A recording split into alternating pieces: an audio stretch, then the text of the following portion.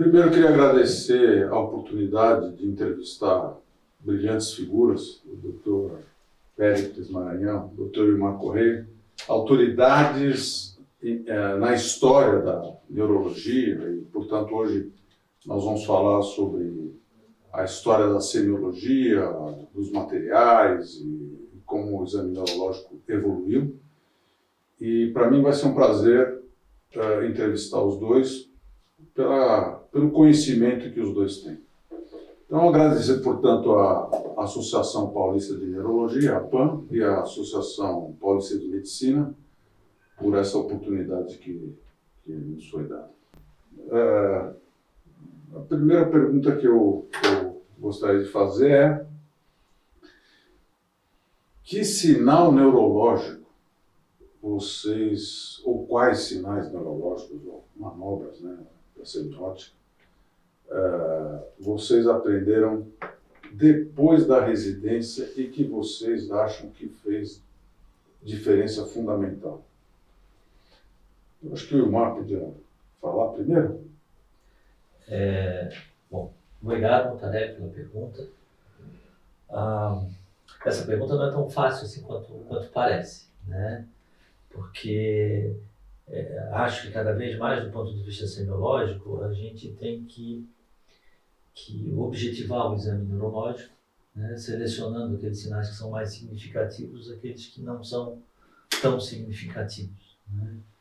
Eu gosto de uma citação do professor Otávio da Silveira, que foi o iniciador da neurologia na Universidade Federal do Paraná, em Curitiba, que ele fala da chamada poeira de sinais, né? Uma série de pequenos sinais que mostram a mesma coisa e que colaboram um pouco para realmente melhorar o diagnóstico, né? Então, dos sinais assim, que eu aprendi depois da residência, eu acho que um dos sinais mais importantes é o sinal do rolamento dos braços, né? Porque realmente o enfoque no déficit motor sutil, né, não era tão importante antes, né? E esse é um sinal prático, um sinal muito inteligente. Você poderia demonstrar para a gente? Como? A ideia é rolar, né, um antebraço sobre o outro com velocidade e depois inverter, né, para tentar identificar qual dos antebraços movimenta menos na situação do déficit motor sutil, né? Eu vi uma vez o professor Péricles Maranhão fazendo o rolamento com os dedos. Não... Por que isso? Olha, esse sinal que o professor Ilmar chamou a atenção do rolamento dos braços realmente é bastante interessante. E foi um dos primeiros sinais de déficit motor sutil. Antes dele veio um mais simples ainda, que é o sinal do quinto dedo. A pessoa só estende os braços e observa que o quinto dedo se afasta dos demais. Isso é um sinal de déficit motor sutil. Déficit motor sutil, por definição, é aquele que nem a pessoa percebe, nem o próprio paciente sabe que tem aquilo, nem os amigos, nem familiares. Eles só encontram uma certa dificuldade de desajeitamento para tarefas do dia a dia. Mas quando você examina formalmente, você observa que ele está presente, e isso corresponde a um déficit. Existia antigamente as manobras deficitárias. As duas mais famosas eram a manobra de Migazzini e de Barré, tanto para membros superiores quanto para membros inferiores. E esses déficits, sinal do quinto dedo, o sinal que foi chamado a atenção do rolamento dos braços, mas ele evoluiu também. Porque um japonês viu que se você fizesse isso, às vezes você não notava o déficit. Mas se você fizesse isso, você tinha mais facilidade de observar que um dedo circulava em torno do outro. E chamava atenção aí para o que você me perguntou, o sinal do rolamento dos dedos. O sinal do quinto dedo, ouvi falar, e me corrija se eu estiver errado, que quem percebeu isso e descreveu isso foi o Rashinsky, o Vladimir Rashinsky. Não foi não. Não foi o Vladimir, foi uma... Então vai ver que ele ensinou para um colega nosso e esse... eu não estou lembrado o nome dele agora, né? Falha minha, mas ele descreveu esse sinal eu liguei para ele, eu falei com ele, porque eu orientei a tese de uma doutora no Rio de Janeiro sobre sinais. E ela fez um trabalho muito bonito que ela mostrou no Instituto Nacional do Câncer pessoas com tumor unilateral que não tinham déficit, não tinham queixa motora. E todas tinham lesão unilateral tumoral, tumor de crescimento lento, crescimento rápido, estavam lá. E aí, por causa desse trabalho que eu enviei ao doutor, ele me respondeu dizendo, muito bem, faça... Ele já estava bem idoso na época, mas mesmo assim respondeu, faça sempre trabalho com pessoas, evite de usar animais e tal, e falou sobre isso. E passado algum tempo, não muito, ele faleceu. Mas não foi Rachinski. Rachinski descreveu o sinal de Babinski na mão, que o indivíduo com déficit motor, quando ele eleva os braços nesse sentido, no lado que ele tem o déficit, ele faz a extensão. É uma similaridade com a extensão do hálus. Então ele faz isso. O Rachinski descreveu e botou carga em cima, dizendo que era um sinal que tinha grande valia na avaliação neurológica. Mas já aproveitando do rolamento, podemos considerar o rolamento uma apraxia cinética, como o do rodar a moeda de 10 centavos? Do ponto de vista fisiopatológico e tudo? Eu acho que, a princípio, é um sinal de fraqueza, não da ideia Não do dá movimento. apraxia. O sinal do quinto dedo, ele tem um problema, pelo menos um problema que eu vejo no dia a dia, atendendo muito paciente idoso, né? É que às vezes a mão do idoso já tem umas deformidades, né? E deformidade do quinto dedo não é incomum, né? Então, o paciente sem déficit e com um exame normal, às vezes ele já tem um quinto dedo lateralizado, né? Muito legal. E você tem razão, ele tem toda a razão. Agora, você não considera um sinal isolado. Sim, claro. Nesse trabalho, voltando a mencionar o trabalho da doutora, você viu que 3 sinais associados te davam um aval de certeza de déficit motor. E esses sinais eram o sinal do quinto dedo, o sinal do rolamento dos braços, que na verdade é rolamento dos antebraços, e o sinal da pronação. E esse é fundamental quando você estende os braços e o paciente com déficit faz a pronação. O somatório deles te dá positivo, sendo positivo, te dá o aval de déficit motor sutil. O Pex falou do Rachinski, da extensão do polegar. Interessante, né? Eu estava preparado para esse podcast e eu reli uma das descrições do Austrezésimo, né?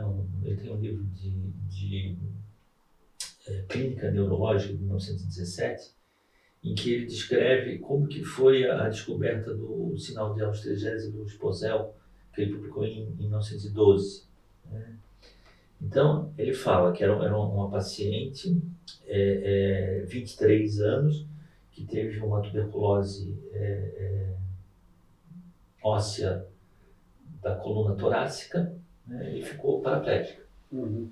E no exame, facilmente se obtinha com a manobra de Babinski, né, a extensão do primeiro dedo e a abertura em leque dos outros. E daí ele continuou examinando a perna, fez vários sucedâneos já descritos, né, e foi para a coxa. Né? E daí na coxa, estimulando a região medial e lateral da coxa, ele conseguiu a resposta. Eu anotei aqui, o fenômeno dos pedartículos e o sinal do leque, como ele falava dos pedartículos. E aí ele continuou, né? Fez a estimulação cutânea da coxa, depois começou a fazer a compressão da musculatura, da massa muscular da coxa, depois comprimiu também a região posterior da coxa e via, né, a repetição do sinal como descrito pelo Babinski.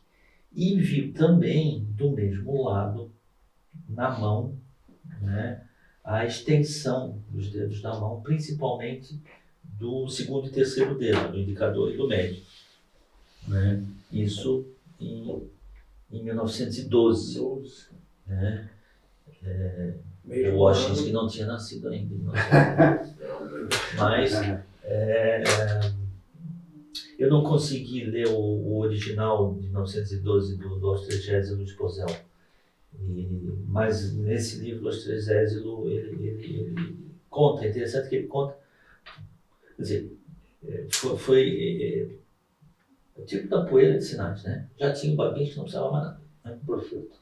Aí continuou fazendo, né, sinais desnecessários que, vamos dizer assim, levam a perda de tempo na consulta, mas tudo bem, continuou fazendo.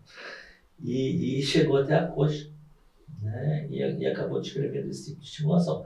Mas todos esses sucedâneos do Babinski, eles são menos sensíveis que o sinal descrito pelo Babinski. Né? Mas só aproveitando a fala, o Péricles, às vezes, quando a gente vai pesquisar o sinal do Babinski, a própria passagem do material, às vezes faz com que a pessoa sinta cócega e retire.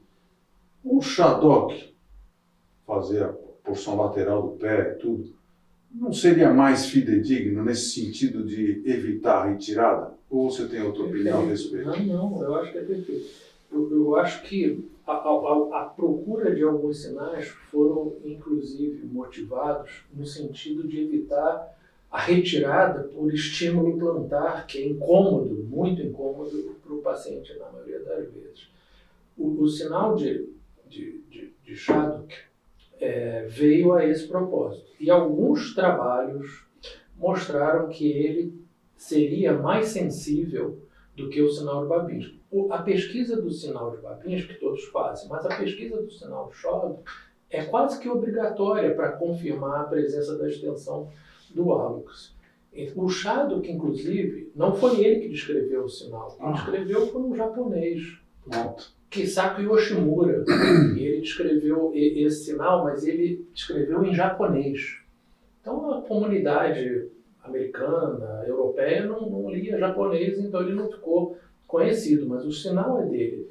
Esse senhor, inclusive, ele foi o primeiro a usar um estímulo elétrico na parte lateral do pé e fazia a extensão do dedo. Ele dava um estímulo elétrico, o sujeito estende o dedo. O Shadok foi muito famoso. Em St. Louis, na época dele, ele era conhecido assim. Existem dois doutores muito importantes aqui em St. Louis e muito famosos. Um é o Dr. Shadok sóbrio e o outro é o Dr. Shadok bêbado. E ele era ótimo. Ele largou a medicina porque ele ficou surdo. Então ele resolveu abandonar a medicina. Mas o sinal dele tem valor. A gente andou fazendo essa pesquisa. Eu até publiquei, junto com os residentes lá na universidade, um trabalho comparando em 100 pacientes a pesquisa do Shadok versus a pesquisa do sinal de Babinski. E o Shadok ganhou. Ganhou? Ganhou. Eu tinha essa impressão. Ele apareceu melhor ali, né? Aquele Shadok e Oppenheim são os que sobraram, né? Além do Babinski, né? Que são dois que o problema não é só as cócegas, né? O problema também são úlceras plantares e outras situações em que não é possível fazer mas o Oppenheim não. O Oppenheim, com certeza, a sensibilidade é menor.